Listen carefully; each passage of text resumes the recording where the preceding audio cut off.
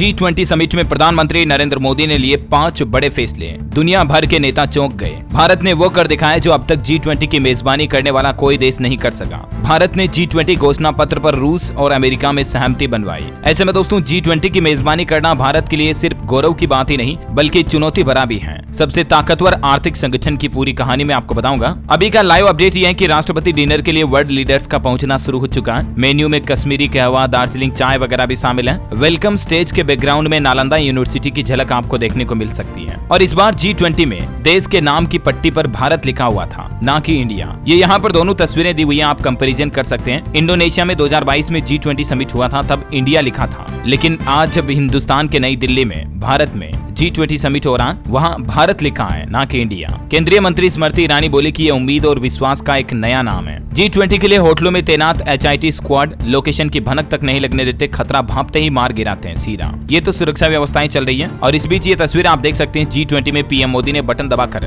Global biofuel alliance launch किया। इससे हमारे देशवासियों को क्या फायदा होगा और दुनिया भर के लिए ये चीज कैसे फायदेमंद रहने वाली है, ये भी जानेंगे अपन। और देखिए आप, रूस यूक्रेन जंग के बाद G20 का पहला घोषणा पत्र जारी हो चुका है। इसमें 9 बार आतंकवाद शब्द का, 4 बार यूक्रेन शब्द का जिक्र किया गया। और इसी बीच अफ्रीकन यूनियन संगठन को भी G20 का सदस्य बना दिया गया है। भारत की यह मांग को दुनिया भर के बड़े दिग्गज नेताओं ने स्वीकार कर लिया। ये तस्वीरें हैं भारत मंडपम के सेंट्रल हॉल की, जहां 2 दिन G20 समिट के लिए खास तौर पर इसको तैयारियों में सजाया गया है। अफ्रीकन यूनियन को G20 मेंबर बनाए जाने पर union leader Assoumani PM Modi से दौड़कर गले जा मिले। ये तस्वीर आप देख सकते हैं। ब्रिटेन के प्रधानमंत्री ऋषि सुनक ने भी पीएम मोदी को गले लगाकर G20 में सम्मान दिया, स्वागत किया। और इस बीच नई दिल्ली में जारी G20 समिट के पहले ही दिन साझा घोषणा पत्र पर सहमति बन गई। शनिवार को G20 के दूसरे सेशन की शुरुआत में ही पीएम मोदी ने बतौर अध्यक्ष सभी सदस्य देशों की सहमति से नई दिल्ली डिक्लेरेशन पारित कर दिया। पीएम मोदी ने कहा कि सभी लीडर्स ने माना G20 राजनीतिक मुद्दों को डिस्कस करने का प्लेटफॉर्म नहीं है, लिहाजा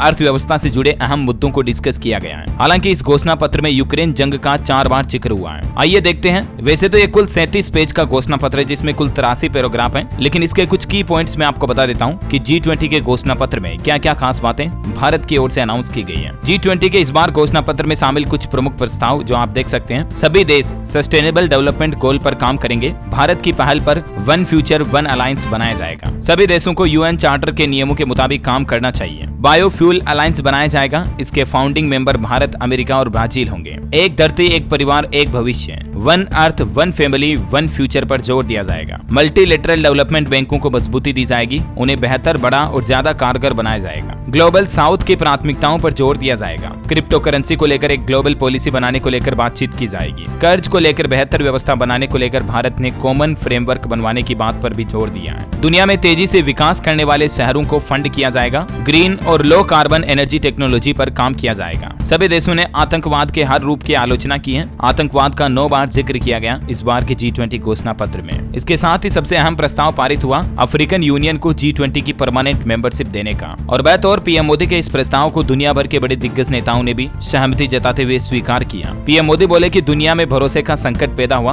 बातचीत से इसे दूर करेंगे। प्रधानमंत्री ने कहा कि जब हम कोरोना को हरा सकते हैं तो आपसी चर्चा से विश्वास के इस संकट को भी दूर कर सकते हैं। प्रधानमंत्री ने कहा कि आज हम जिस जगह इकट्ठा हुए हैं, यहाँ से कुछ किलोमीटर दूर 2500 साल पुराना एक स्तंभ है, जिस पर प्राकृत भाषा में ये लिखा है कि मानवता का कल्याण सदैव सुनिश्चित किया जाए। यानी 2500 साल पहले भी भारत की धरती ने दुनिया को ये संदेश दिया था। और आज 21वीं सदी का ये समय पूरी दुनिया को नई दिशा दिखाने वाला है। पीएम मोदी ने हिंदुस्तान की तारीफों में भी काफी कुछ बातें कही। और इस बीच ये देख सकते हैं, बटन दबाकर ग्लोबल बायोफ्यूल अलायंस भी लॉन्च किया। दुनिया भर के बड़े बड़े अलग अलग देशों के दिग्गज नेताओं के साथ पीएम मोदी ने फोटो खिंचवाए, बातचीत की, चर्चा की, उनका वेलकम किया, स्वागत किया। ये कुछ तस्वीरें आप देख सकते हैं। आखिर ये अफ्रीकन यूनियन क्या है जो अब G20 का मेंबर बन चुका है? तो देखिए आप, 1963 में ऑर्गेनाइजेशन ऑफ अफ्रीकन यूनियन बनाया गया। ये 55 अफ्रीकी देशों का एक समूह है। इसकी GDP 18.81 हजार करोड़ रुपए है। लीबिया के तानाशाह मुअम्मर गद्दाफी इसके फाउंडर थे, जो 2009 में इसके अध्यक्ष भी बने। और इस बीच एक अच्छी खबर यह है दोस्तों कि राम मंदिर में 22 जनवरी 2024 को विराजेंगे रामलला। तारीख तय हो चुकी है। पीएम मोदी को न्योता भेजा गया। G20 के बीच में ही दिसंबर तक राम मंदिर का निर्माण कार्य पूरा कराने के निर्देश भी जारी कर दिए हैं योगी आदित्यनाथ ने,